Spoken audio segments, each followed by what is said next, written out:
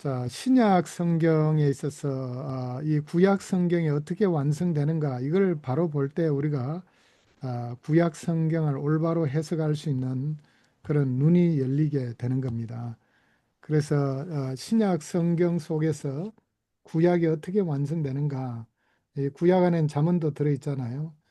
그래서 구약의 말씀이 신약 성경에서 올바로 해석되는 관점, 특별히 예수님 안에서 어떻게 이 말씀이 성취되는지를 잘 보는 것은 구약의 말씀을 올바로 해석해서 적용하는데 정말 키 중에 키입니다. 그래서 구약 성경의 메시지를 우리가 올바로 내면화하기 위해서는 반드시 신약의 관점에서, 특별히 메시아 예수님의 관점에서 성경을 이해합니다. 어, 요한복음 5장 39절에 너희가 성경을 연구하 상고하거니와 이 성경이 곧 너희가 영생을 얻으려 구원을 얻으려고 성경을 상고하거니와 이 성경이 곧 내게 대한 것이라 아, 예수님이 말씀하셨잖아요. 네, 자, 이 성경을 상고한다는 그 성경은 구약 성경을 말합니다. 유대인들이 왜 구약 성경 열심히 연구하느냐? 자신들은 구원 얻기 위한데 이 구원이 바로 예수님에 대한 것이라라고 말씀합니다. 아멘. 결국 그래서 구약 성경은 예수님 중심으로 읽어야 됩니다. 네, 메시아 중심으로 읽어야 됩니다. 그게 우리 복음주의적인 관점이에요. 개혁주의적인 관점입니다.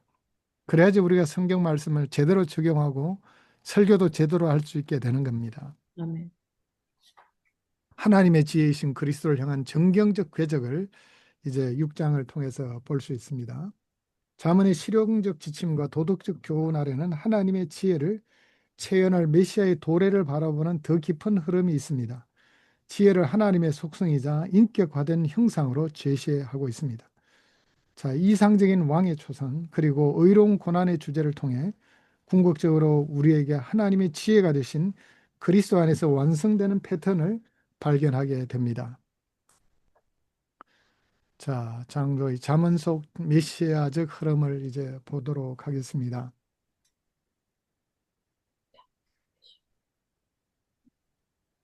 자, 실용적 지침 아래 존재한 더 깊은 신학적인 흐름, 또 하나님의 지혜를 체현한 메시아의 도래 대망, 또 지혜의 인격과 이상적인 왕 고난의 주제 등을 다루게 될 텐데, 궁극적인 성취는 신약의 정언에 따라 우리에게 하나님의 지혜가 되신 예수 그리스도 안에서 이 모든 흐름이 완성되게 되어 있습니다.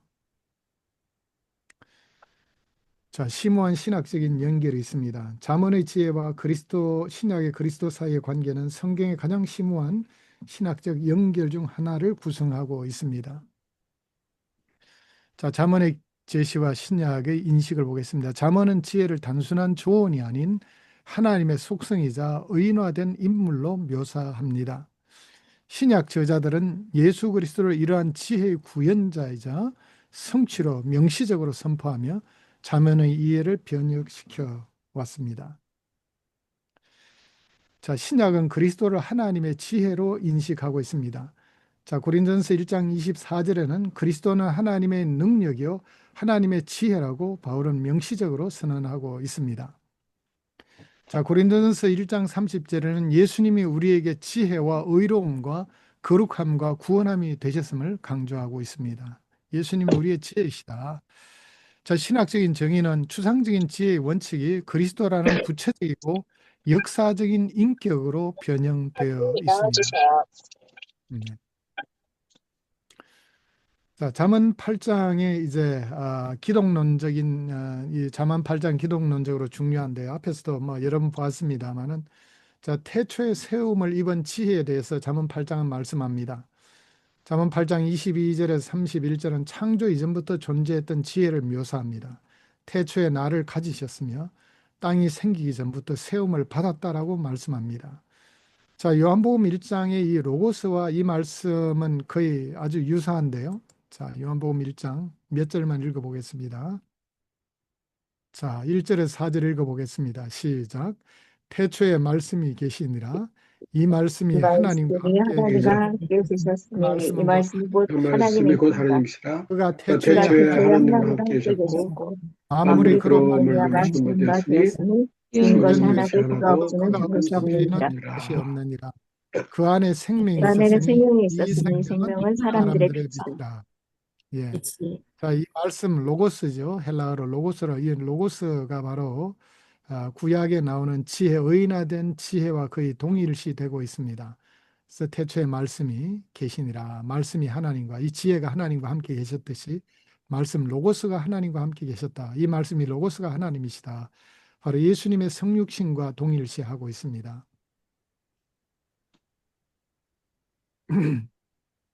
자, 그리스도의 영원한 본질과 개념적 연속성을 갖습니다. 그래서 구약에 나오는 그 의인화된 지혜를 예수님이었다라고 동일시해서는 안 됩니다. 뒷부분에 얘기하겠습니다. 그렇게 되면 곤란한 부분이 있어요. 대신에 그리스도 영원한 본질과 개념적인 연속성이 있다라고 이렇게 설명을 해야 됩니다. 자, 초기 교부들의 해석을 보겠습니다. 초기 교부들은 직접적으로 동일시했습니다. 의인화된 지혜를 성육신 이전의 그리스도로 해석했습니다. 자, 요즘 복음주의는 이렇게 해석 안 합니다. 자, 제가 먼저 설명을 드립니다. 자, 교리적인 근거는 잠언 8장을 삼위일체 및 기독론 교리 수립의 핵심 구절로 사용을 했습니다. 또 해석학적인 전통에는 교회사 전체에 걸쳐서 이어진 기독론적 연속성을 또한 확인할 수 있게 되겠습니다. 자, 현대 복음주의적인 접근입니다. 미묘하고 균형 잡힌 입장을 취하고 있습니다. 현대학자들은 문학적 의인화를 시적 장치로 인정하면서도 그것이 그리스도를 완전히 예측하지 않으면서도 그리스도를 기대하게 만든다고 봅니다. 자, 그래서 그리스도에 대한 예언이다라고 얘기는 안 하면서 그 대신에 예수님에 대한 기대, 즉 모형으로 봅니다. 1대1 대응보다는 그리스도께서 최종적으로 성취하실 패턴과 모형이 잠언에서 확립되었다고 이해합니다. 자, 모형론과 예언은 다릅니다. 예언은 직접적인 예언을 말씀하는 것이고 모형론은 그림자 형태로 보여주고 있습니다. 그래서 잠언 8장에 나오는 이 지혜의 의인화된 지혜는 예수님을 그림자 형태로 보여주고 있는 대표적인 모형으로 우리가 이해할 수 있겠습니다. 자, 지혜 획득의 변화된 이해입니다. 골로새서 2장 3절 말씀. 자, 함께 읽어보겠습니다. 시작. 그 안에는 지혜와 지혜와 지식, 모든 포화가 보화가 감춰져 있느니라. 감춰져 그가 누굴까요? 있느니라. 그가 누굴까요? 그리스도. 예, 예수님 안에 지혜와 지식의 모든 보화가 감춰져 있다라고 말씀합니다. 보화가 예수님에 감춰져 있습니다. all. 기독론적인 재구성을 여기서 보게 됩니다. 진정한 지혜는 이제 이상적인 원칙의 이해를 넘어서 예수 그리스도와의 관계를 통해 우리에게 주어집니다. 예수님 안에 지혜가 가득 들어 계시기 때문에 예수님을 품게 되면 우리는 예수님의 지혜를 이어받게 되죠. 예수님처럼 완벽하게 사신 분이 어디 있어요? 제자도는 뭡니까? 예수님 가신 삶을 쫓아가는 거잖아요. 네. 예수님의 기도하는 삶, 말씀 묵상하고 적용하는 삶, 예수님의 성령 충만한 삶, 예수님의 아름다운 온유 겸손한 삶, 예수님의 지혜, 이 모두를 본받아하는 것이 우리 그리스도인의 삶이잖아요. 그래서 예수님을 우리 마음속에 모시게 될 때 우리는 진짜 지혜자가 될 수 있죠. 예수님의 삶의 패턴을 본받는 진짜 제자도를 따를 때 우리는 진정한 지혜자가 될 수 있게 됩니다. 지혜의 윤리적 요구는 외부적 표준에서 성령을 통한 내적 능력으로 변화했습니다. 아까 나왔죠. 결국 성령, 예수님의 영이신 성령이 우리 속에 들어오셔서 내적인 능력으로 우리를 진짜 지혜자로 빚어 주시게 되죠. 아멘. 예수님의 독특한 권위, 마태복음 12장 42절, 솔로몬보다 더 큰 이가 여기 있느니라. 예수님은 솔로몬보다 더 지혜자라는 사실을 밝히고 있습니다. 예수님은 지혜의 교사일 뿐만 아니라 지혜의 권위 있는 해석자이자 최종적인 성취자이십니다. 그는 생명을 확보하는 인격 속에 구현된 지혜 그 자체이십니다. 음. 자, 그 다음에 이상적인 왕.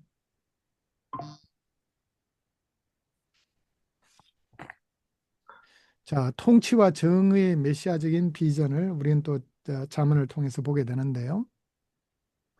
잠언의 왕권 비전입니다. 자, 신학적 군주론을 우리가 보게 되는데 잠언은 고대 근동의 왕 신격화와 대조적으로 왕을 하나님 권위에 철저히 종속된 존재로 묘사합니다. 자, 고대 근동에는 왕을 신격화하거나 이집트는 왕을 신으로 바로는 신으로 여겼습니다. 자, 그래서 바로에게 대한 재앙은 곧 이집트 신에 대한 재앙과 같습니다. 그래서 이 이집트에 내린 모든 재앙들은 결국 바로의 신격을 무너뜨리는 신성을 무너뜨리는 것 같은 재앙들이었습니다. 그런데 성경에서 인간 왕은 하나님의 권위에 철저히 종속된 종에 불과한 것입니다. 하나님을 종에 불과한 존재로 묘사합니다. 왕은 자신의 뜻이 아닌 초월적인 정의의 기준에 책임을 지는 청지기적 통치자입니다.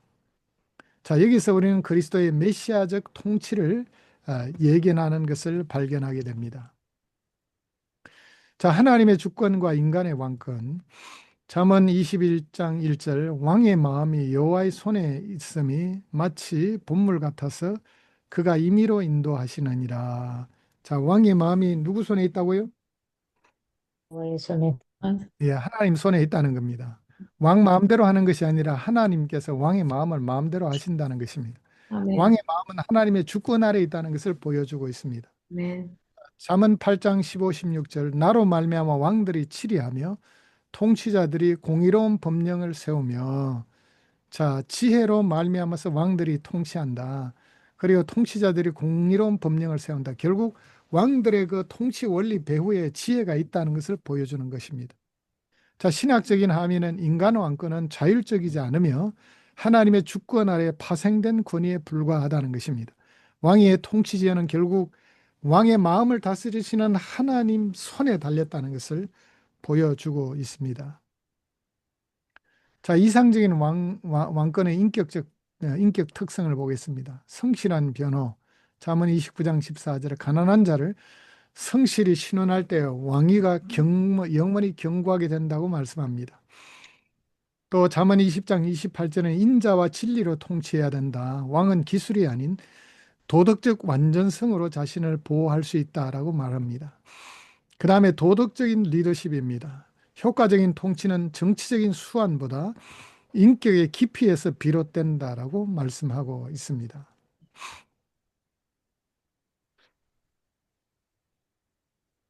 자, 왕의 책임은 뭐냐? 정의의 실현에 있다라고 말씀합니다. 소외된 자를 위한 정의. 잠언 31장 8, 9절은 왕에게 강력히 권고합니다. 너는 말 못하는 자와 고독한 자의 송사를 위하여 입을 열라. 가난한 자와 궁핍한 자를 신원하라. 예. 정말 어렵고 힘든 자, 가난한 자를 변호하는 왕이 되라. 즉 정의를 실현하는 자가 되라. 옛날에는 통치를 주로 왕이 최종적인 재판을 했잖아요. 이것은 왕의 선택적 혜택이 아니라 필수적인 왕실 의무로 규정되어 있습니다. 정의 실현. 자, 그래서 우리 기독교인은 자, 왕 같은 제사장으로서 하나님 나라의 정의 실현을 강조해야 될까요? 안 해야 될까요? 강조해야죠. 네. 자, 하나님은 사랑의 하나님인 동시에 정의의 하나님이세요. 네. 자, 이거 우리가 거꾸로 생각하면 안 되면 구약에는 정의의 하나님이시고 신약에는 사랑의 하나님이시다. 절대 그래 생각해서는 안 됩니다. 자, 그렇게 하나님과는 삐뚤게 보는 이단들이 바로 영지주의 이단들이었습니다. 네. 네.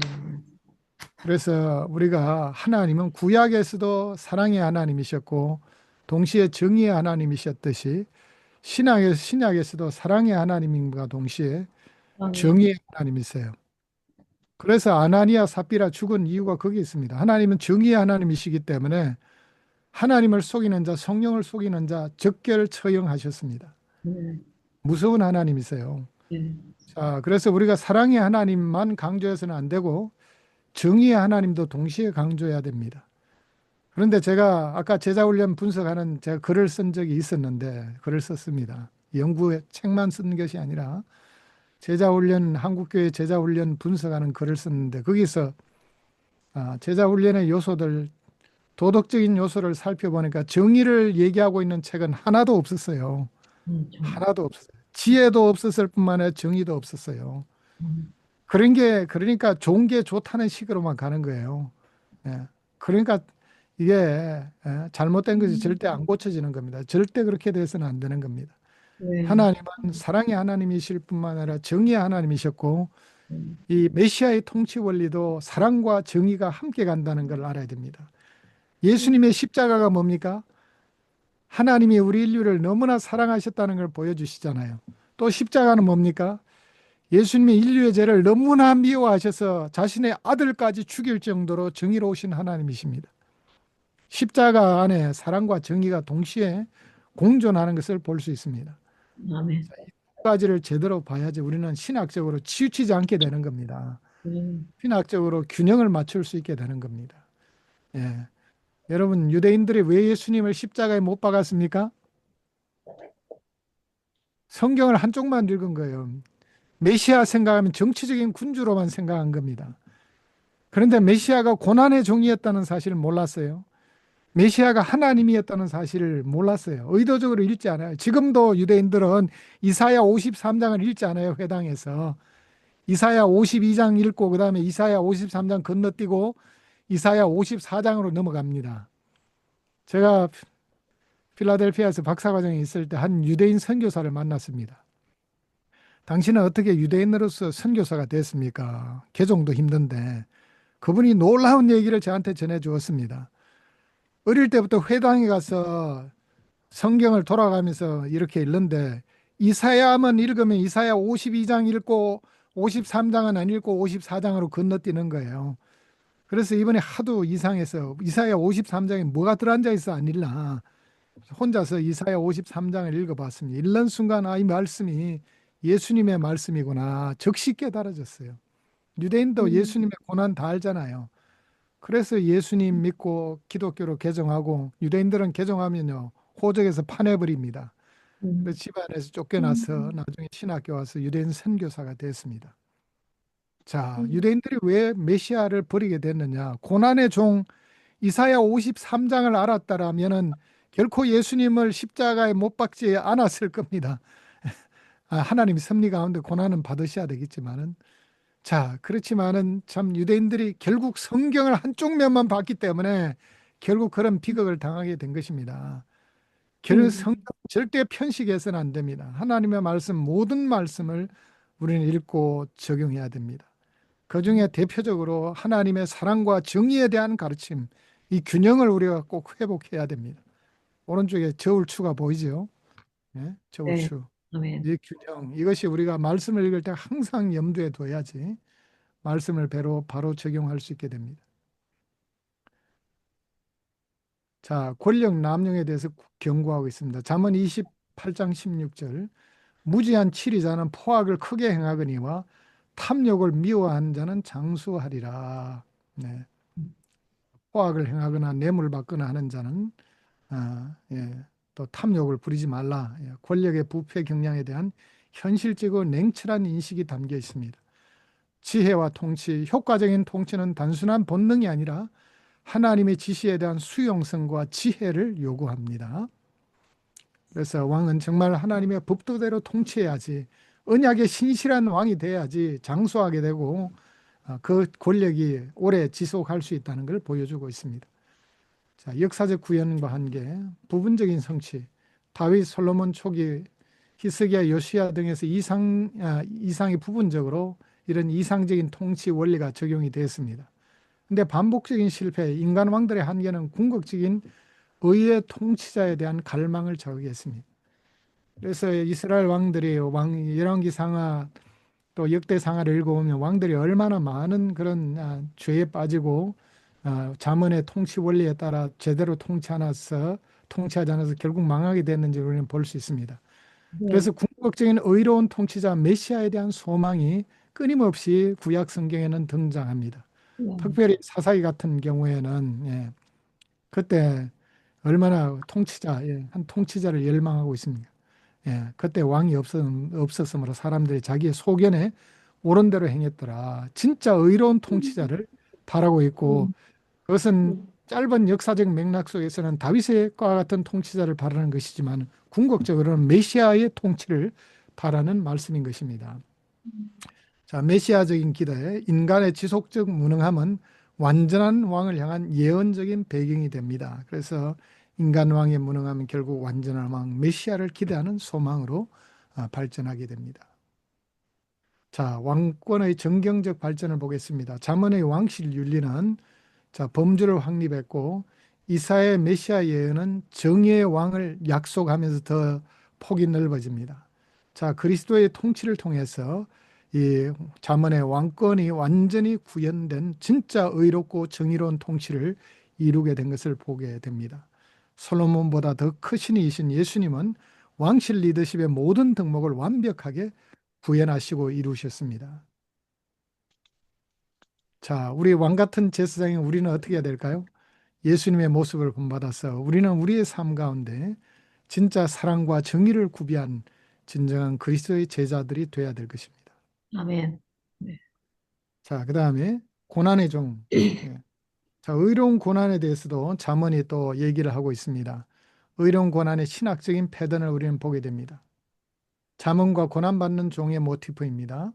의로운 고난의 패턴. 잠언은 형통을 강조하지만 동시에 의로운 고난에 관한 중요한 신학적 패턴을 제시합니다.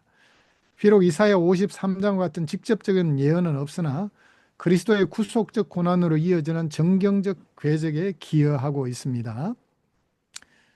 자, 하나님의 훈계로서 성도들이 때로는 하나님의 백성이 고난당할 수 있다는 걸 보여주고 있습니다. 잠언 3장 1절에서 12절에 여호와의 징계를 경히 여기지 말라. 아비가 그 기뻐하는 아들을 징계함과 같으니라고 말씀하고 있습니다. 자, 신앙생활하면서 하나님의 징계를 진짜 하나님의 백성이라면 경험 안 한 사람이 있습니까? 없으면 한번 손 들어 보세요. 징계 다 받. 있잖아요. 네. 예, 다 있죠. 그죠? 예, 네. 우리 잘못할 때 하나님은 가만히 안 계세요. 반드시 징계의 매를 드세요. 아, 때로는 그 매가 심할 때는 몽둥이를 드시기도 하시고, 주기로. 예, 예, 때는 작을 때는 작은 매를 드시지만 하나님은 매를 자주 드십니다. 네. 정 안 들으면 어떻게 하겠어요? 데려가 버리십니다. 네. 맞아요. 봤어요. 예, 네. 예. 그래서 정말 하나님의 징계를 결코 가볍게 여기지 말아야 되고요. 네. 정말 하나님 앞에 진짜 겸손하고 깨어지는 것이 정말 중요합니다. 아멘. 네. 예, 그래서 역대하 7장 14절에 보면은 예, If my people who are called by my name will humble themselves and pray and seek my face and and and turn from their wicked ways, then I'll hear from heaven.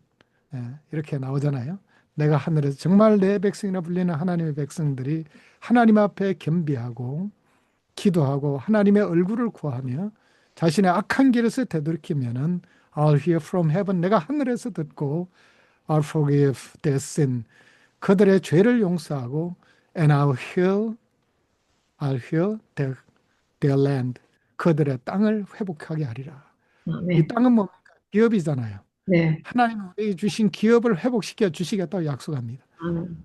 진짜 겸비하고 회개하게 될 때 하나님은 우리를 회복시켜 주시고 죄를 용서하시고 자, 우리의 기업을 회복시켜 주신다.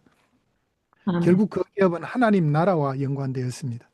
우리가 하는 하나님 나라 사역이 다시금 살아나는 역사가 일어난다는 말씀이죠. 아멘. 그래서 하나님의 징계를 결코 가볍게 여기지 말고 예, 하나님의 징계를 기쁘게 받아들이라. 자, 고난에 대해서 얘기하고 있는 말씀입니다. 그래서 고난은 진짜 하나님의 언약 백성이면 반드시 따라오게 되어 있습니다. 그 다음에 자, 관계의 증거. 고난은 거부의 증거가 아닌 하나님과의 언약 관계 안에 있다는 증거입니다. 그래서 정말 상관없으면 하나님 고난 안 주세요. 아예 버릴 작정하시고 때가 되면 그냥 돼지 잡아먹듯이 끝내시는 거죠. 그렇지만은 진짜 하나님의 백성은 고난을 통해서 다듬어 가시는 거죠. 자, 교육적 경험. 고난은 단순한 처벌이 아닌 성숙을 위한 훈련으로 성화된다는 것입니다.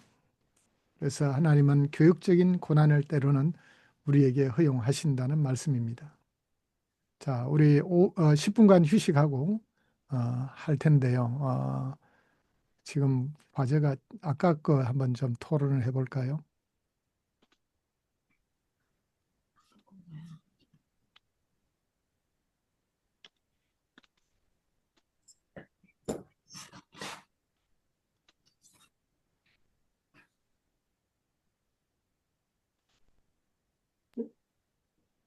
토론.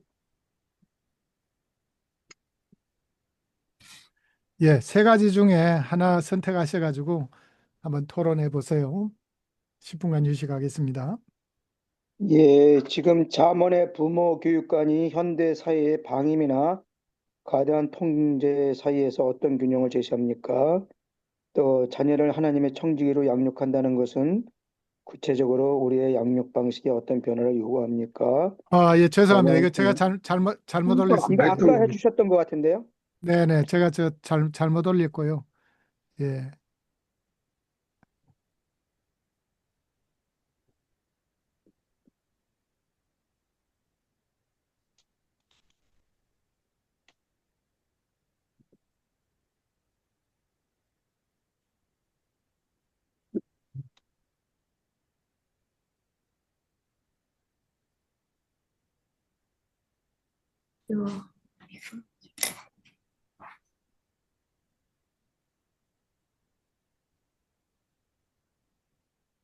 통합적 해석 원칙 갖고 대화 나누는 거죠?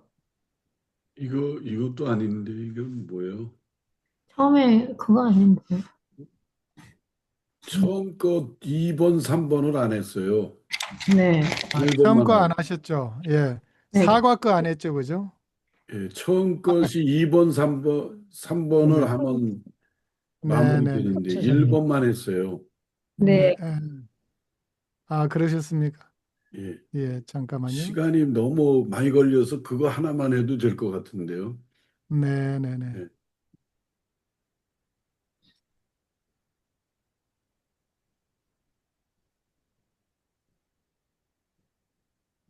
예, 예, 이게 똑같은 질문이 들어가 있지. 잘못 예, 들어갔네요. 괜찮아요. 2번, 이거, 3번 하면 됩니다. 2번, 3번. 2번, 3번 안 하셨습니까? 예, 예, 예. 네. 이거 근데 질문이 아까 잘못 들어갔네요. 2번은 그 강민주 원우님이 그 자기 자녀에 대한 부분하고 겹치니까 3번 갖고 한번 해볼까요? 네. 잠언 31장의 현숙한 여인의 상이 오늘날의 남성과 여성 모두에게 주어진, 왜 갑자기 또 없어졌어? 이거? 잠깐만요. 제가 이거 여기 한번 찾아볼게요. 네. 여기 다시 떴네요. 현숙한 여인인 상이 예. 오늘날에 오늘날 남성과 여성 모두에게 주는 통합된 인간상의 비전은 무엇인가? 예. 자, 그러면 우리 저기 김문경 목사님 한번 얘기해 보실 수 있으세요? 뭐 저기 그냥 좀 생각한 거 좀 할까요?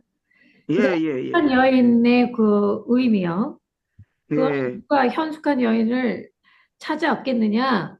그 값은 예, 보다 더하리라 해놨잖아요. 잠언 네, 1장 10절에 예, 그거는 성별 개념을 넘어서 성숙한 인간상을 원형으로 하는 거라고 생각이 됩니다. 그러니까 아, 우리가 그 남자 여자 이것을 떠나서 어떻게 보면 우리 사회가 그렇잖아요. 예전에는 남존 여비 사상이 있어서 여자들이 음, 똑똑한 얘기를 하거나 조금 그 뭐라 그럴까요?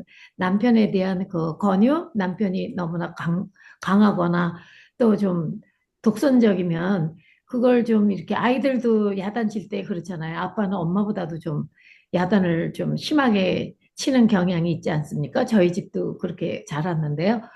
그러면은 이제 어머니가 조금 이제 그 말씀하시잖아요. 애를 너무 그렇게 하면 애가 준혁이 들려서 나가서 용기가 용기가 나지 않고 그래서 애가 바보 된다. 그 야단치지 말아라 뭐 이제 이렇게 얘기하는 과정에 있어서 그걸 아이들 그 저기 그 지도 방법이 그 아이를 세워놓고 남편한테 그렇게 얘기하는 거는 아이한테 도움이 안 되는 것 같더라고요. 제가 보기에는. 그러면 애가 음, 뭘 어떻게 생각하냐면은 엄마 편에 엄마가 자기 편을 들어줬으니까 엄마만 이제 따르게 되고요. 아빠는 그냥 무서운 존재로 생각해가지고 아빠 말을 귀담아 안 듣고 피하는 쪽이 되더라고요. 음, 그러니까 여자들의 현숙함이 그게 현숙함이 아니라 남편의 그 입지를 생각해서 남편이 설사 강하더라도 그 앞에서 아이 앞에서 얘기하면 안 되고 아이가 없는데 아이가 앞에 아빠가 있을 때는 아빠 말을 명심해서 들어야 된다. 아빠는 너를 사랑하기 때문에 그와 같이 교육을 한다. 이렇게 아빠 편을 들어서 아이를 타일르고 그다음에 이제 아이가 없을 때 남편한테 조용히 사실 이거는 이렇게 되면은 아이가 준혁이 들려서 정말 밖에 나가서 발음도 잘 못하고 자기 용기가 없으니까 얘가 바보 된다. 그러니까 조금 용기를 살려주기 위해서 당신 그냥 좋은 쪽을 좀 칭찬해주고 나쁜 거 요거 하나만 고치면 된다. 이렇게 얘기하면 안 될까요? 그것도 아 그렇게 해야죠. 이게 아니라 그렇게 해주시면 안 될까요? 아가 다르고 어가 다르지 않습니까? 그래서 그것이 말하는 지혜, 하나님의 지혜인 것 같습니다. 말을 같은 이야기를 해도 아와 어가 다르기 때문에 남편한테 조언을 할 때도 이렇게 하면 안 돼요. 이게 아니라 이렇게 하면 어떨까요? 그리고 이렇게 해주시면 감사하겠습니다. 이렇게 하면 남편도 음, 언성이 높아지지 않고 듣고 보니 당신 말이 옳다. 이렇게 얘기하지 않을까 싶습니다. 그래서 음, 그런 게 하나님이 이 바른 지혜를 주시는 거. 그다음에 여성으로서의 올바른 그 지혜, 하나님의 지혜를 갖춘 그런 성품이라고 봅니다. 네. 그 정답은 교수님이 정리해 주실 것 같고요. 어쨌든 저도 동감은 약간 갑니다. 어쨌든. 자, 다른 분 한번 또 다른 분 한번 발표해 보시죠. 자, 김청구 우리 선교사님 한번 얘기해 보실래요? 음소거 푸셔야 돼요. 네, 31장의 어떤 현숙한 여인에 대해서 얘기하고 있는데, 교수님이 질문에도 나와 있듯이 이것이 뭐 여성에게만 적용되는 것이 아니라 모든 우리 남성에도 적용되면서 결론적으로 마치 31장 30절에 고운 것도 헛되고 아름다운 것도 헛되나 오직 여호와를 경외하는 여자는 칭찬을 받을 것이다. 그래서 잠언에서 계속해서 흐르고 있는 결국은 여호와를 경외하는 것이 뭐 여성이건 남성이건 다른 것을 추구하기보다는 여호와를 경외하는 그런 우리 인간상이 되어야 된다라는 것을 결론적으로 음, 보게 음, 됩니다. 네. 예, 아멘. 음, 예, 예, 아니 뭐 제대로, 다들 잘 하시네요, 그죠? 제대로 말씀하시네. 예, 그 기준이 성경적이고 여호와 중심적으로 그 입장이 돼 있어서 말하거나 행동하면 도덕과 윤리 벌을 벗어나지 않을 거라는 저도 생각은 동감이 갑니다. 뭐 교수님 더 할까요? 아니면 요 정도면 될까요? 더 하셔야지. 네. 더 아니 하셔야 돼. 교수님이 나오실 때까지 그러면 하겠습니다. 저 다른 그럼. 분 그러면 한번 자 아니 다들 그냥 숨어 있으면 어떡해? 김사라님, 신사랑님 다 숨어 있어. 저 그런 분들 난 숨어 있는 분들 시켜야겠어. 그러면 자 빨리들 얼굴들 디밀어요. 빨리들. 저희 윤미숙 하려고 막 깨잖아. 해당하는 예예 사람 하세요. 시켜야지, 윤미숙. 하세요. 예 윤미숙 윤미숙 어머님은 항상 네, 긍정 마인드라 어, 자문과 가까울 것 같아. 네.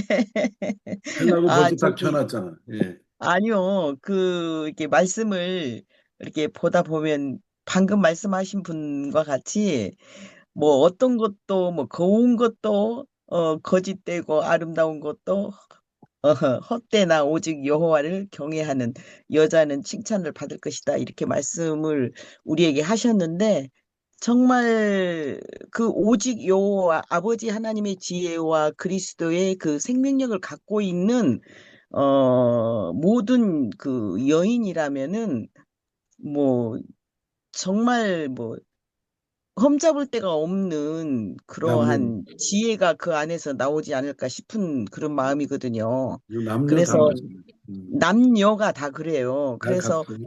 네네. 음, 그래서 정말 그 우리가 주 안에서 그리스도 안에서 생명이 있는 그러한 음, 사람이라면은 현숙한 여인이다라는 그런 칭호를 받을 수 있는 모두가 되지 않을까 그런 생각입니다. 맞아, 맞아. 네. 예, 하여튼 너 발표들 발표들 좋습니다. 대로 잘 하셔서 좋습니다. 네. 자, 다른 분 한번 또 장현 목사님 한번 얘기해 보시죠. 남자로서. 잘 예? 찍었다, 장현 목사. 예? 결론 내리소. 결론을 내려요. 남자들. 식사하러 가셨나? 없어? 아유, 어디 갔어? 이게 다 들통나게 돼 있어요. 아이고, 그렇구나. 예? 그렇구나. 이게 아주 다 얼굴만 켜놓고 싹 얼굴들이 없어진 거는 다 이게 뭔가가 문제가 있는 거야. 아이고, 그럼 예. 이제 교수님 그만하시고 어떻게 우리 할까요, 교수님? 음, 예, 이제 수업 시작하겠습니다. 예, 예, 예, 진행해 주세요. 네. 잠깐만요. 네. 교수님한테 드리고 예.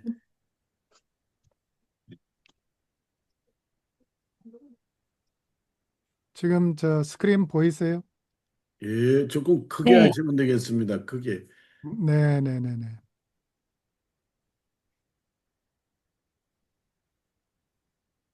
네, 네, 파일 쉐어링 되고 있죠? 네, 네. 네네네. 자, 고난에 대해서 계속 얘기하겠습니다. 무제한 고난의 윤리적인 패러다임을 보겠습니다. 잠언 17장 15절. 자, 함께 읽어보겠습니다. 시작. 악인을 의롭다 하며 의인을 악하다 하는 이 자, 두 자는 다 여호와께 미움을 받느니라. 자, 이 말씀의 배경은 의인을 악하다고 할 수 있는 이런 환경이 있을 수 있다는 의인의 고난을 보여주고 있는 말씀 중에 하나입니다. 도덕적인 명확성은 잠언은 타락한 세상에서 불의가 실제로 발생하며 의인이 부당하게 고난받을 수 있음을 인정하고 있는 말씀이 되겠습니다. 자, 고난을 통한 지혜, 내적 정화의 도구로서 이 고난을 통한 지혜를 밝히고 있습니다. 잠언 20장 30절은 고난의 잠재적 가치를 묘사합니다. 상하게 때리는 것이 악을 없이 하나니 매는 사람 속에 깊이 들어가느니라. 자, 자녀가 말을 듣지 않을 때 그냥 방치해서는 안 되고 매를 대해서라도 반드시 교정해야 된다는 것이 이 잠언의 가르침입니다. 맞습니다. 그래서 고난은 낙심의 이유가 아니라 적절히 수용될 때 내면을 정화하고 더 깊은 지혜로 안내합니다. 이 용광로의 뜨거운 불에 철이 더 순수하게 빚어지듯이 참 고난을 통해서 더 순수한 하나님의 사람으로 빚어질 수 있다는 것을 보여주고 있습니다. 자, 타인을 위한 고난을 또 암시하는 말씀도 있습니다.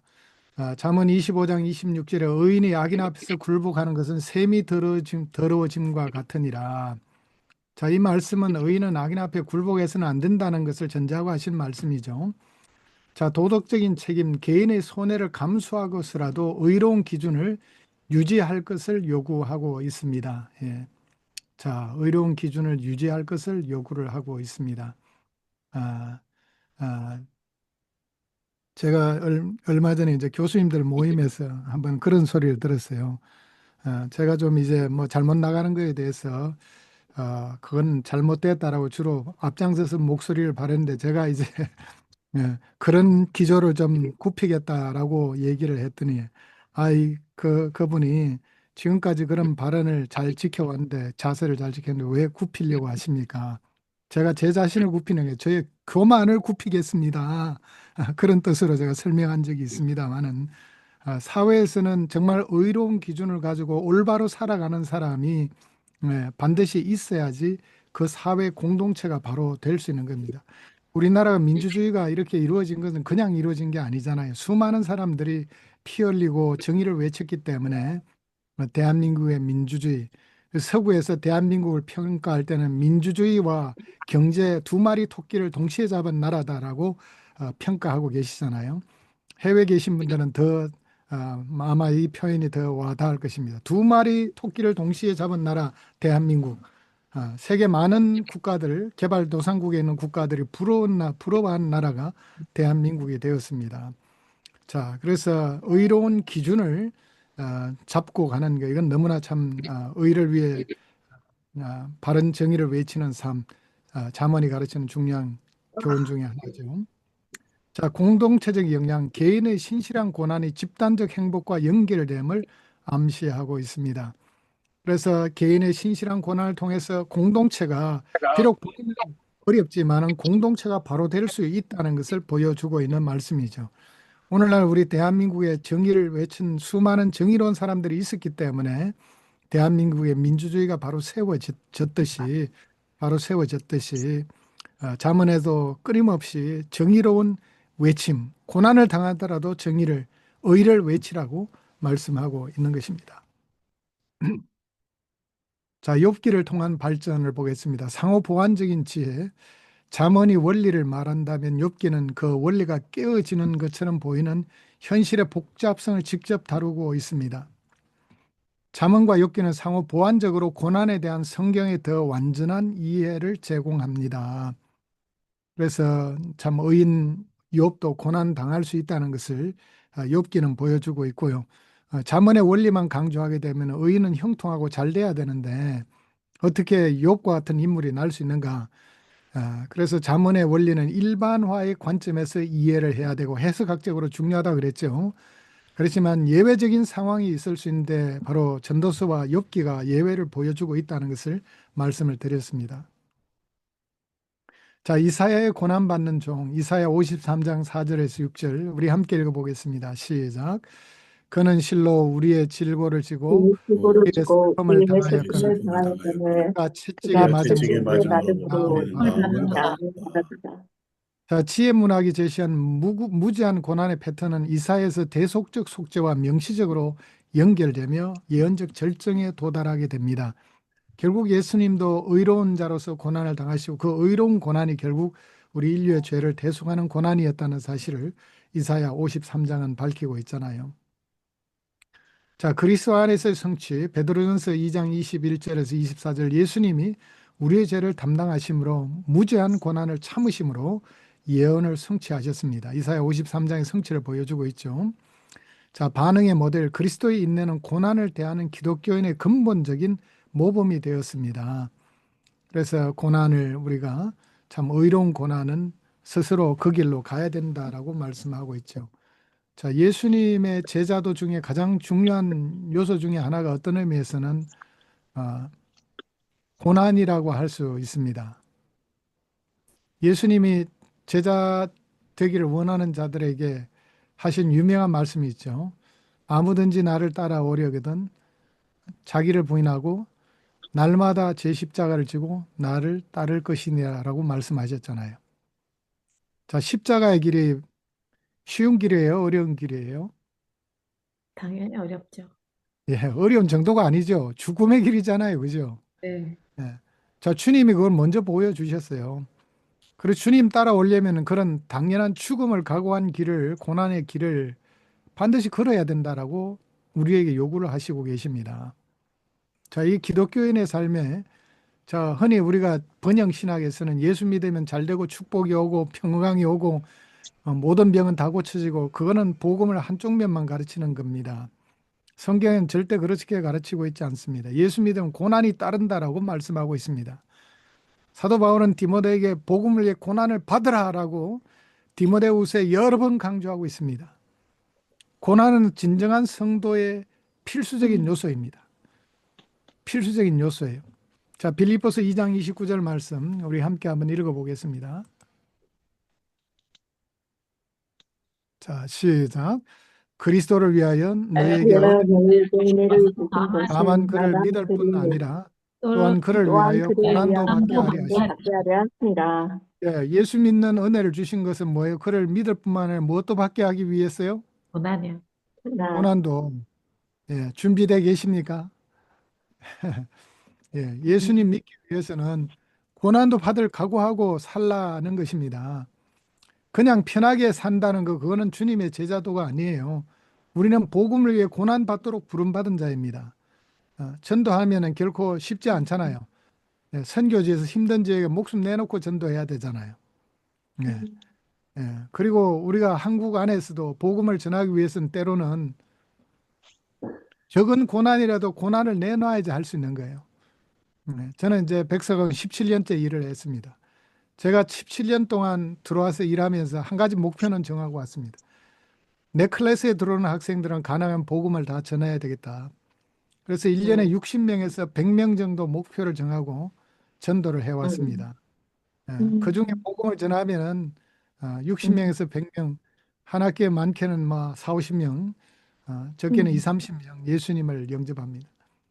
복음을 전하면 다 교회 다닌 건 아니에요. 그렇지만 복음은 거의 한 8, 90% 이상 거의 다 영접합니다.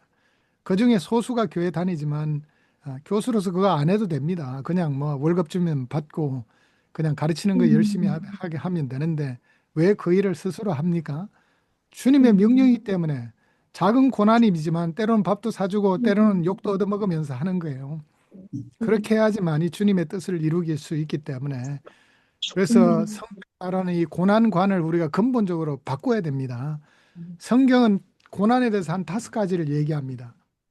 자, 고난의 종류들 여러분 좀 생각해 보셨습니까? 성경이 말하는 고난의 종류들. 성경은 여러 가지 고난에 대해서 얘기를 합니다. 성경이 말하는 고난. 어떤 고난이 있나요? 첫째, 응보적 고난이 있습니다. 응보적 고난.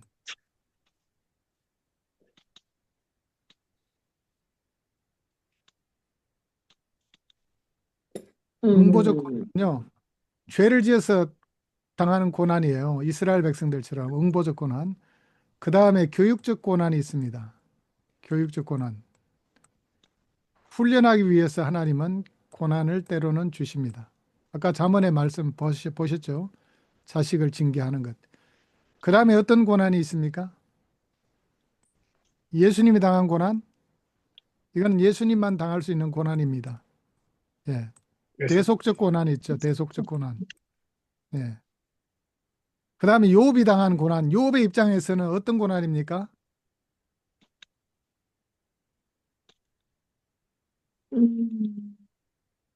알 수 없는 고난입니다. 알 수 없는 고난.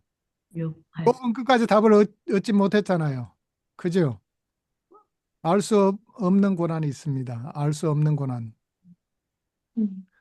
알 수 없는 고난. 이제 마지막에 정말 신약 시대에 사는 우리에게 남아있는 가장 중요한 고난이 남아있습니다. 무슨 고난입니까?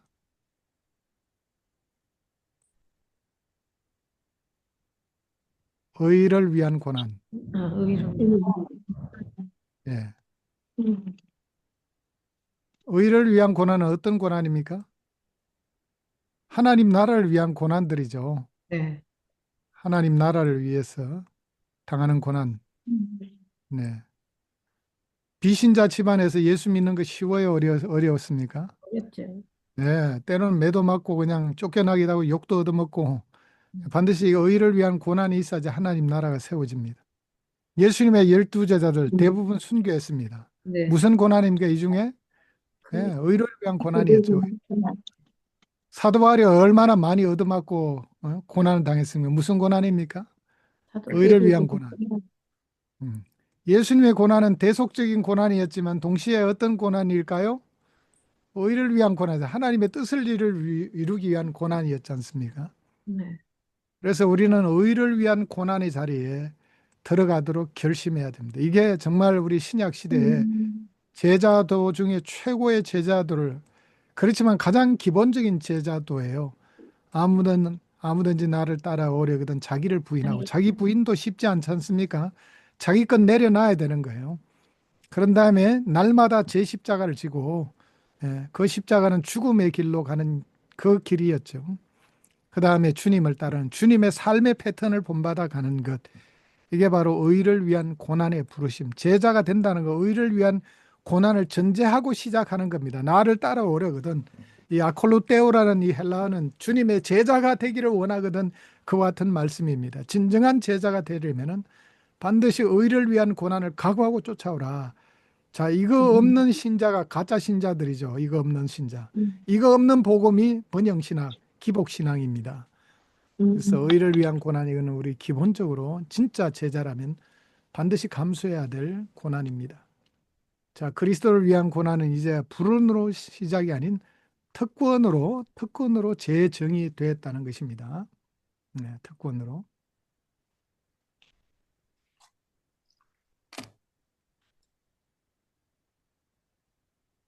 자, 그 다음에 잠언 8장과 그리스도의 선제성, 창조의 지혜에서 성육신하신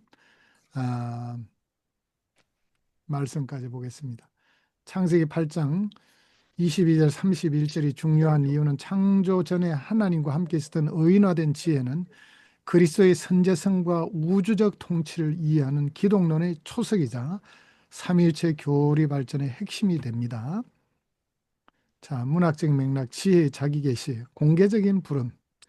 자, 잠언 8장 1절에서 3절엔 지혜는 성문곁과 문어귀에서 모든 이에게 말을 겁니다. 그래서 이것은 지혜가 밀교적 지식이 아니라 모든 사람이 공개적으로 접근 가능한 신적 계심을 드라마틱하게 보여주는 수사적인 장치입니다.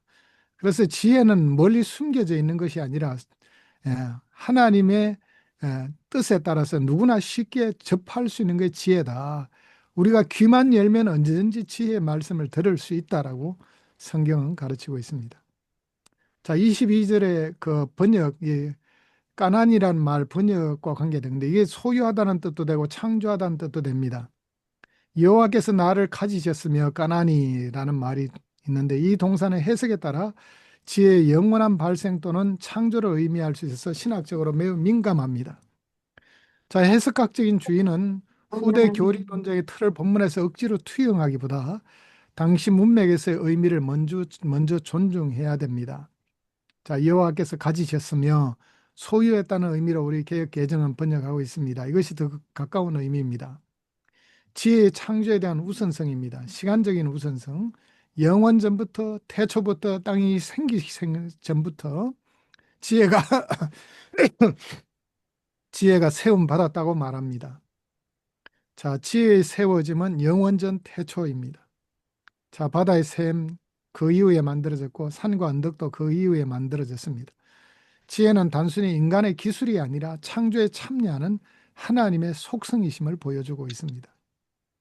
자, 관계적인 언어입니다. 하나님과의 지혜, 하나님과 지혜의 관계. 잠언 8장 30절에 자, 그가 의인하신 지혜가 곁에서 창조자가 되어 날마다 그의 기쁨이 되었으며라고 말합니다. 이 창조자, 이 개역 개정판은 조금 오해할 수 있는 그런 의미인데요. 창조자의 히브리어는 아몬이란 말인데 like a master workman이라고 대부분 영어 성경은 번역하고 있습니다. 그래서 장인, 명공 이런 뜻입니다. 그의 곁에서 명공이 되어서 날마다 그의 기쁨이 되었다. 그래서 지혜라는 도구를 하나님이 사용하셔서 창조하셨다는 말입니다. 자, 친밀한 연관, 하나님과 지혜 사이에 끊어질 수 없는 연합과 상호 기쁨을 묘사합니다. 또 신학적인 토대, 후에 삼일체 내의 관계를 묘사하는 근거가 됩니다. 신학적인 토대. 자, 신약의 발전, 요한복음에는 잠언 8장의 창조전에 함께 있었고 창조의 과정이 절거에 참여한 지혜에 대해서 요한복음 1장 1절에서 3절에 태초에 하나님과 함께 계셨고 만물을 창조하신 말씀 로고스라고 계시하고 있습니다. 신약 저자들은 이 두 개념 사이의 개념적 연속성을 분명히 인식을 했습니다. 자, 교부들의 해석 발전, 아타나시우스는 아리우스파의 오용에 맞서서 지혜를 그리스도의 신적 본성과 연결하여 방어했습니다. 신학적인 구별, 그리스도의 영원한 하나님의 본성과 역사적 성육신을 구별하며 해석을 정교화했습니다. 자, 일관된 인식, 기독론적 중요성은 교회 역사 내내 변함없이 유지되어 왔습니다. 자, 현대 복음주의적인 접근은 문학적 존중, 원래의 문학적 장치, 의인화를 무시하지 않는 균형 잡힌 시각을 보여주고 있고요. 자, 모형론적 접근은 지혜가 확립한 패턴을 그리스도께서 진정으로 성취하셨음을 인정하고, 자, 정경적 연결은 시대적 강류를 피하면서도 성경 전체의 일관성을 놓치지 않았습니다. 자, 종합적 해석 원칙은 자, 문학적인 성격, 극적인 의인으로 인식하되 신적 계시로서의 기여를 존중해야 되고, 기독론적인 관계에서는 단순 동일시는 아니지만 그리스도 안에서 궁극적 현실로 성취되었고, 자, 방지해야 될 극단은 과도한 우의적 해석이나 또 정경적 기회를 놓치는 환원주의에 대해서 우리는 조심을 해야 되겠습니다. 자, 6장 요약 및 결론 보시고요. 자, 이제 7장을 보도록 하겠습니다.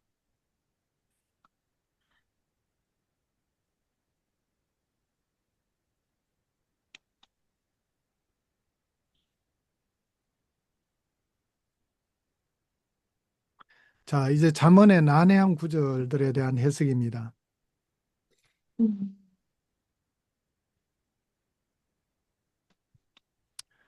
자, 잠언에 나오는 난해한 구절들을 우리가 해석할 때 해석학적 도전과 신학적인 통찰, 도전적인 구절들을 우리가 어떻게 해석해야 되는가, 구절의 특징, 사려 깊은 묵상으로 초대하고 분별력을 발전시키는 의도적인 모순들이 때로는 보이고 성역할, 체벌, 저주 요소들은 정말 현 시대에 우리가 잘 해석하고 적용할 필요가 있습니다. 자, 이런 어려운 텍스트들은 하나님의 영감된 말씀 안에서 그들의 지속적인 의의를 이해하기 위해서 문화적, 신학적, 정경적 맥락에 대한 세심한 주의가 필요하겠습니다. 자, 겉보기에 모순되는 구절들을 보겠습니다. 자, 해석학적인 도전. 일관된 지침을 찾는 독자들에게 지혜의 맥락적 특성을 보여주는 중대한 도전을 제공합니다. 자, 해석의 열쇠는 논리적인 불일치가 아닌 독자의 분별력을 훈련하기 위한 교육적 목적을 제공합니다. 자, 아까 우리가 봤던 대표적인 말씀이 잠언 26장 4절 5절입니다. 미련한 자의 어리석은 것을 따라 대답하지 말라. 또 미련한 자의 그 어리석음을 따라 대답하라. 서로 모순처럼 보이는 말씀입니다. 자, 이 말씀은 의도적으로 병치했는데 그 이유는 지혜는 기계적 규칙이 아니라 상황을 분별하는 것임을 입증해 보입니다. 그래서 어떤 상황에 어떤 태도를 취해야 될 것인가, 대답을 해야 될 것인가, 말아야 될 것인가, 상황을 보고 분별하는 분별력을 훈련하는 그런 말씀이 되겠습니다. 또 실용적 유연성을 넘어서 잠언 18장 22절과 21장 9절 말씀, 자, 아내를 얻는 복과 다투는 여인과 사는 고통을 동시에 진술하고 있습니다. 자, 아내를 얻는 자는 복이 있다. 그럼 아내 얻은 자는 다 복 있는 게 아니냐, 이런 논리에 도달하게 되는데, 자, 다투는 여인과 사는 것은 차라리 운막에 혼자 사는 게 낫다. 이어 떨어지는 물과 같다. 여러 가지 말씀들이 나오잖아요. 자, 역시 신학적인 긴장이 있습니다. 창조의 선함과 현재의 깨어짐을 동시에 인정하고 있습니다. 현실의 다층적 본질을 반영하고 있는 말씀이 되겠습니다. 자, 비판적 사고의 발전.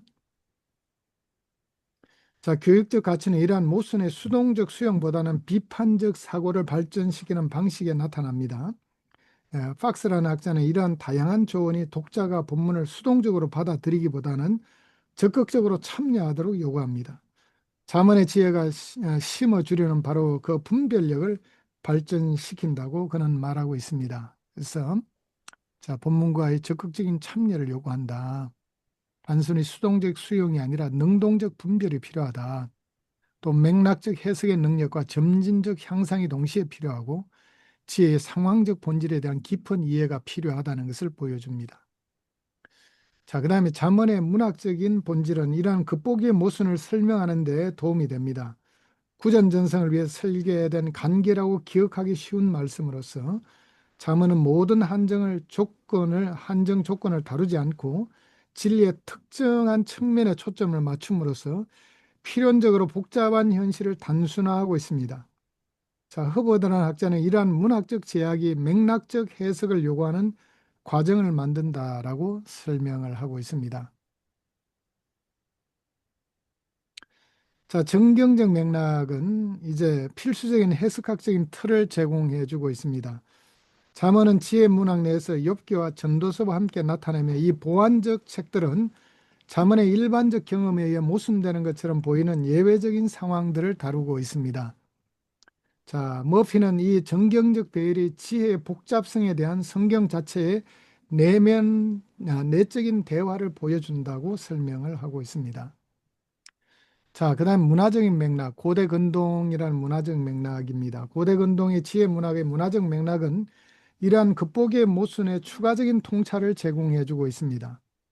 이집트 지혜 모음집도 유사하게 명시적인 조화의 시도 없이 겉보기에 모순되는 조언들을 포함하고 있습니다.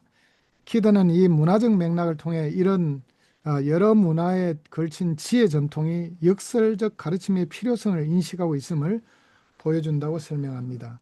자, 그래서 모순처럼 보이는 것은 성경만의 현상이 아니라 고대 근동 문헌에도 자주 나타나게 된다는 것입니다.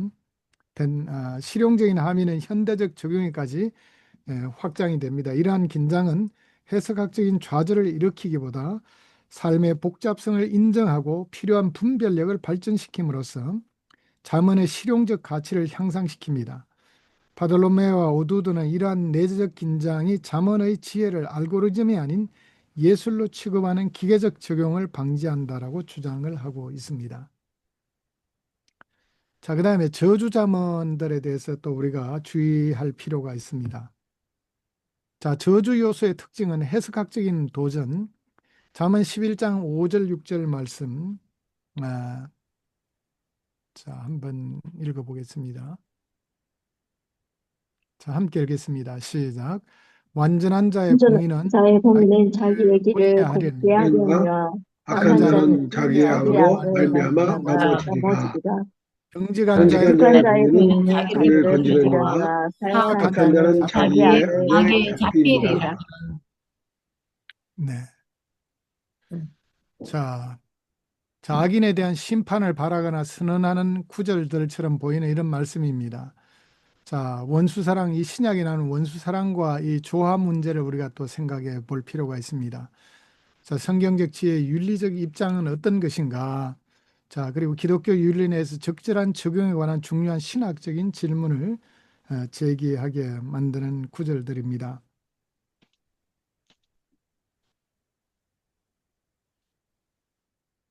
자, 저주 요소들의 신뢰들. 자, 11장 5, 6절 악한 자는 자기 악으로 말미암아 넘어지리라. 자, 이런 말씀들은 신학적인 성격, 개인적 앙심이 아닌 하나님의 공의로운 질서에 기초한 법적 관찰인 것입니다. 그래서 이 개인적인 앙심 때문에 이런 말을 하는 것이 아니라 하나님의 공의로운 통치 때문에 있는 법적인 관찰이다. 라는 관점에서 이런 말씀을 접근할 필요가 있습니다. 그 다음에 윤리적인 틀. 자, 24장 17절. 자, 윤리적인 틀은 잠언의 정의에 대한 관심에서 나타나는데 24장 17, 18절은 내 원수가 넘어질 때 즐거워하지 말며 그가 엎드러질 때 마음에 기뻐하지 말라. 여호와께서는 이것을 보시고 기뻐하지 아니하사 그의 진노를 그에게서 옮기실까 두려우니라 라고 가르치고 있습니다. 자, 롱맨은 이 윤리적 제약을 통해 잠언의 저주 요소가 적절한 정의에 대한 욕구와 부적절한 개인적 앙심 사이를 구별하는 도덕적 틀 내에서 작동함을 보여준다라고 관찰하고 있습니다. 그래서 도덕적 틀 내에서 정의에 대한 욕구와 개인적 보복심에 의해서 엄격히 구별하고 있습니다. 자, 저주언의 문학적인 기능이 있습니다. 자, 문학적 기능은 교육적 목적에서 나타나는데 잠언 1장 15절에 19절에 보시면은 폭력적인 집단에 가입하지 말 것을 경고하고 있는데 이것이 불의한 이익을 탐하는 모든 자의 길이라. 그것이 자기의 소유주의 생명을 빼앗느니라는 관찰로 결론을 짓고 있습니다.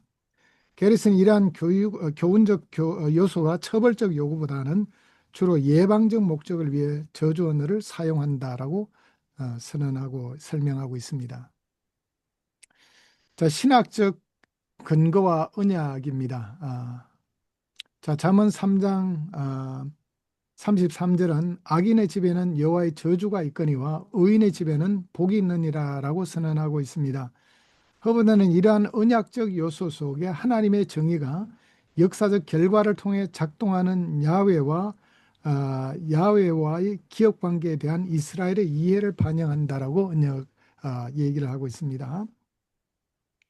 자, 시편과 대조, 원칙 중심의 표현.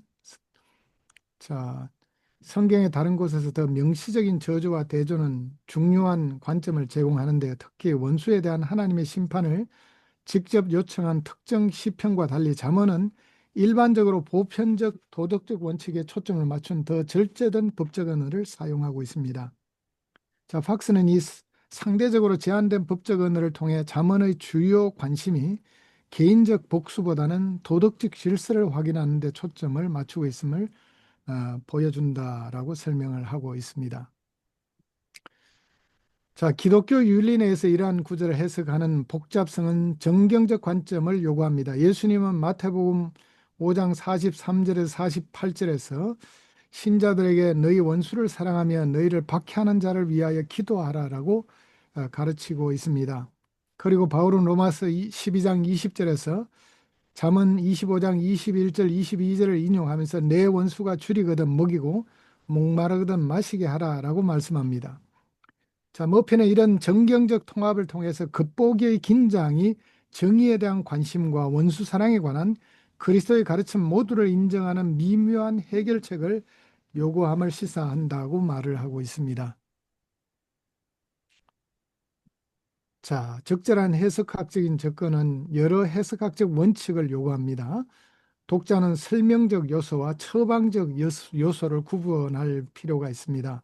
그리고 문학 장르를 고려하고 또 문화적 맥락을 인식해야 됩니다. 자, 키드는 이러한 해석학적 고려사항이 문화적 또 문학적 신학적 맥락을 무시하는 단순한 적용을 방지한다라고 설명을 하고 있습니다. 자, 그다음 실용적 적용은 영적 분별력을 요구하는데요. 저주 요소는 표현된 궁극적 정의의 신학적 진리를 확인하면서 기독교적 적용은 이러한 원칙을 그리스도의 구속 사역을 통해서 해석해야 한다라고 봅니다. 데이비슨이 통합된 적용을 통해 기독교인이 어떻게 원수 사랑에 대한 그리스도의 변혁적 윤리를 받아들이며 동시에 하나님의 정의를 확인할 수 있는지 알게 된다라고 설명을 하고 있습니다. 자, 그래서 균형 잡힌 적용의 원리는 저주 요소에 표현된 궁극적인 정의의 신학적인 진리를 확인하고 또 그리스도의 구속 사역과 변혁적 윤리, 원수 사랑과 같은 변혁적 윤리를 통해서 해석하고 하나님의 정의와 자비를 보완적 속성으로 인식할 필요가 있습니다. 그리스도의 사역에서 완벽하게 나타난 정의와 자비, 이 두 가지 측면을 우리는 동시에 볼 수 있게 되겠습니다. 자, 그 다음에 성 역할과 평등에 대한 가르침입니다. 잠언은 고대 근동의 맥락과 현대의 성평등 논의 모두에서 신중한 해석이 필요한 성 역할과 관계에 대한 미묘한 관점을 제시하고 있습니다. 때때로 문화적 조건을 간과하는 엄격한 보완주의적 접근이나 본문을 단순히 가부장적이라고 무시하는 진보적 해석과 달리 책임 있는 해석은 책의 문화적 배경과 주목할 만한 반문화적인 요소를 모두 인정해야 되는 것입니다. 자, 역사적인 맥락입니다. 역사적 맥락은 정확한 해석에 필수적입니다. 자, 잠언은 여성이 일반적으로 남성에 견줄 만한 법적 지위가 부족하고 주로 가정적 맥락에서 기능했던 가부장적 고대 근동 사회 내에서 등장했습니다. 워케는 이 사회적 배경 가운데 필연적으로 잠언이 성 역할을 다루는 방식을 형성하여 해석자가 보편적 원칙에 대한 인정과 문화적 제한에 대한 수용을 구별해야 한다고 설명을 하고 있습니다.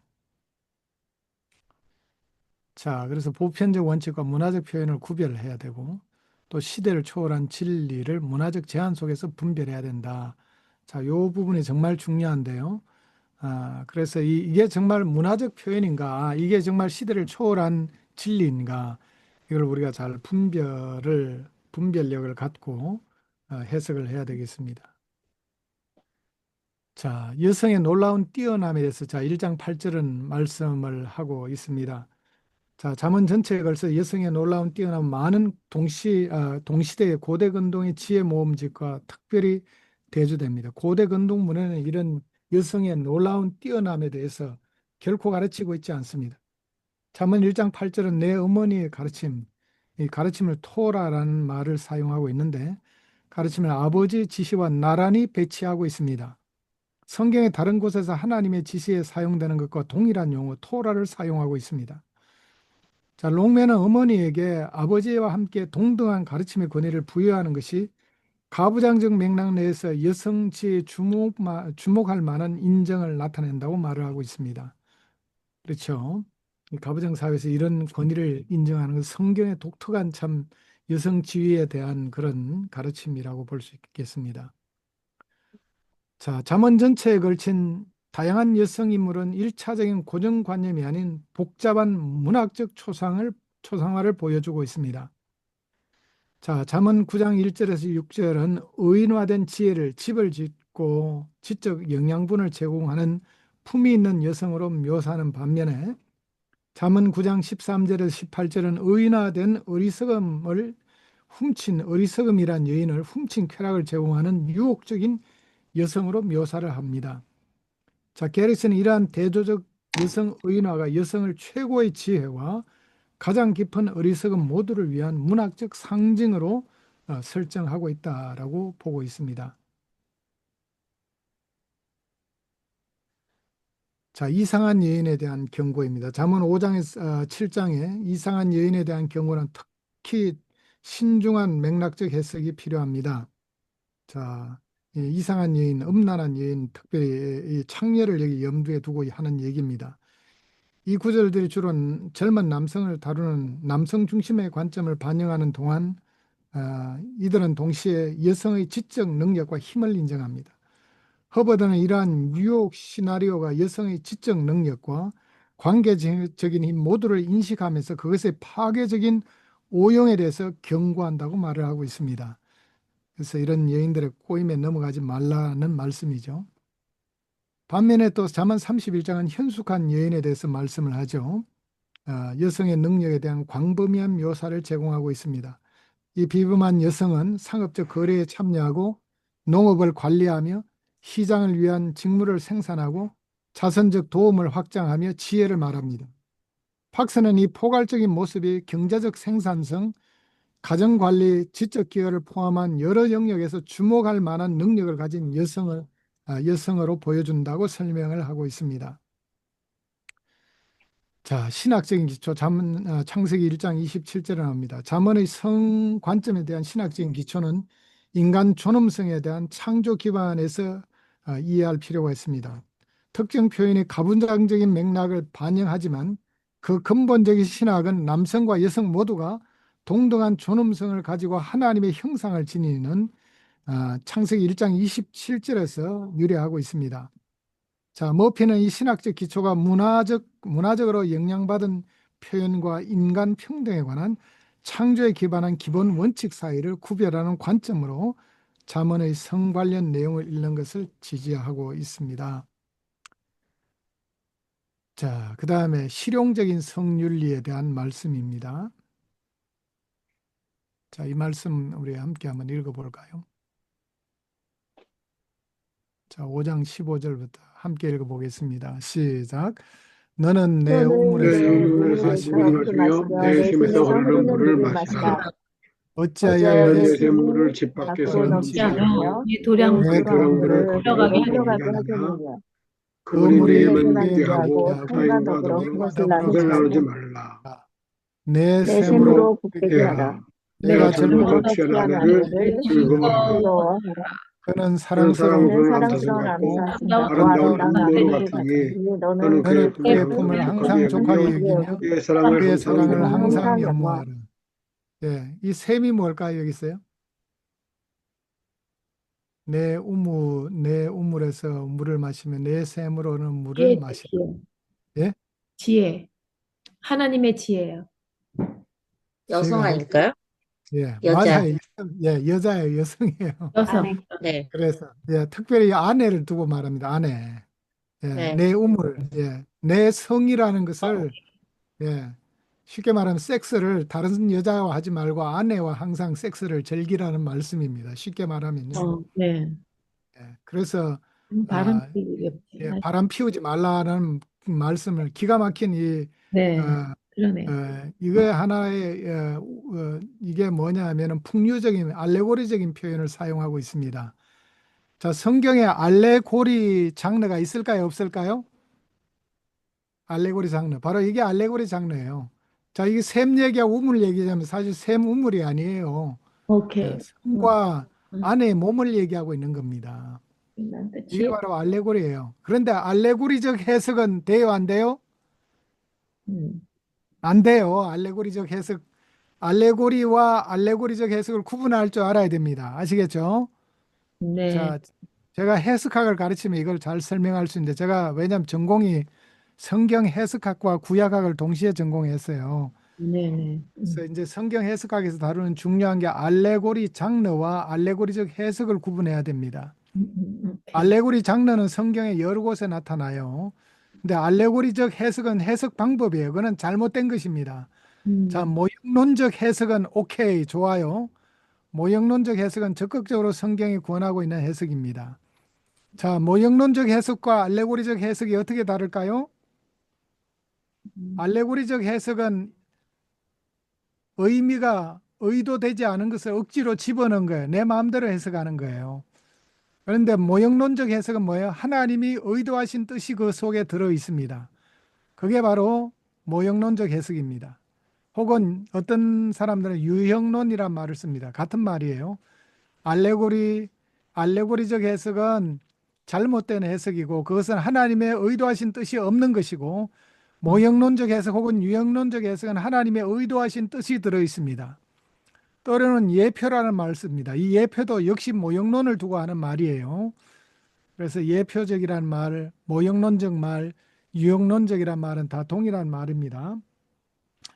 자, 잠언 전체에 걸친 실용적인 성윤리는 결혼 내에서 상호 존중과 신실함을 강조하고 있습니다.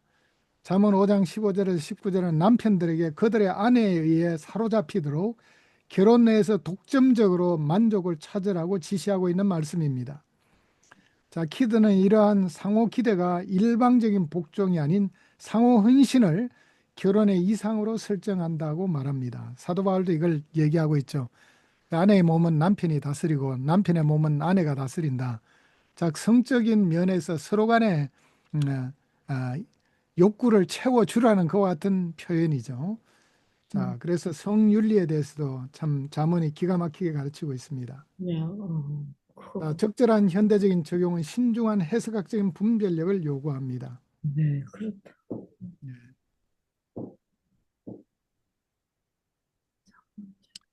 자, 그래서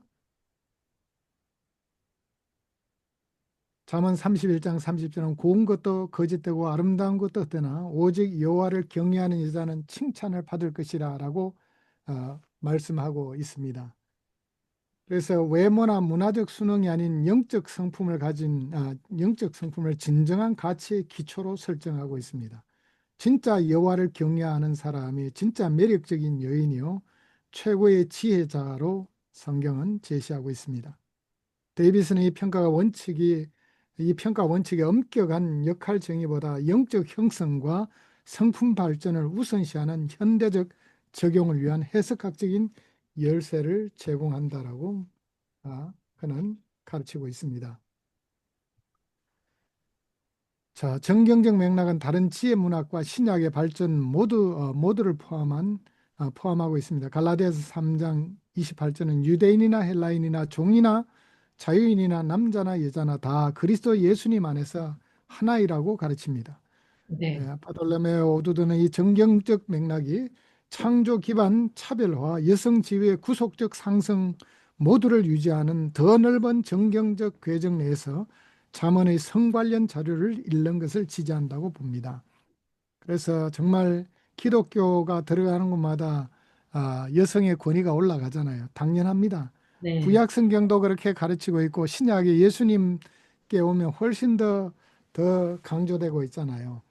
예수님의 부활을 첫 번째 목격한 사람이 바로 여인이었잖아요. 네. 체벌 논쟁, 이건 논쟁 너무 중요한데 시간이 거의 다 돼서 어떡하죠? 예. 그래서 조금만 읽어볼게요. 잠언은 현대 육아 논의에서 상당한 논쟁을 불러일으킨 자녀의 신체적 훈육에 관한 여러 구절을 포함하고 있습니다. 매에 대한 이러한 언급은 고대 맥락 내에서의 적절한 이해와 현대 자녀 양육에서의 적절한 적용에 관한 중요한 해석학적 질문을 제기하고 있습니다. 때때로 가혹한 신체적 처벌을 옹호하는 전통주의적 해석이나 이러한 구절을 완전히 무시하는 진보적 접근과 달리 책임 있는 해석은 언어적, 문화적, 문학적, 신학적 차원에 대한 신중한 주의가 필요합니다. 자, 잠언 13장 24절 매를 아끼는 자는 자식을 미워한다. 22장 15절 징계하는 채찍이 미련함을 쫓아낸다.